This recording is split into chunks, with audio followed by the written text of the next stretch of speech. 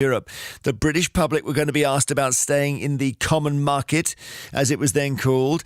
The vote was held in June 75, but in February, Mrs. Thatcher had just been elected Conservative leader, and she decided to give her very first interview to this programme, something that we are still proud of.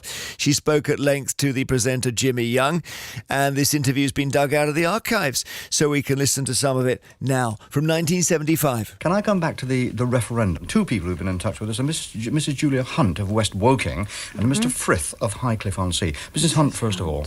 Julia Hunt. She says, about the point of MPs, that MPs are elected to answer to and for the community, I think far too much is left to MPs, not nearly enough is left to the people. I would like to see many more referendums in this country. They have been successful in Switzerland. That's Mrs. Hunt. Mrs. Hunt's right. They have been very successful in Switzerland, but they're geared up for them there. It is part of their constitution.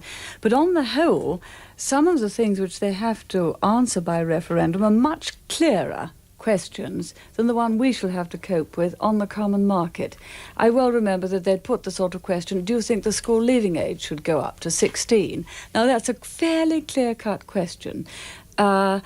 Do you think that schools should open at a certain time in the morning? And you'll find that the rules are quite different from one canton to another in Switzerland because these things have been decided by referendum. But they're clear-cut questions. You could, in this country, have a clear-cut question. Do you think capital punishment should be restored? People would understand that and have very definite views upon it. But about a common market treaty and the negotiations, that's a very, very different thing. Well, and a complicated thing, and indeed we've got a question about that which has just come in. Mr. Frith of Yes. Highcliffe-on-Sea. He says, what plans does Mrs. Thatcher have to explain the common market to the people of Britain? It is terribly important, and most people just don't seem to have a clue what it's all about. Well, there are meetings being held up and down the country under the European movement to try to explain it, and they're already in process, those meetings, and I hope that people will flock to attend them.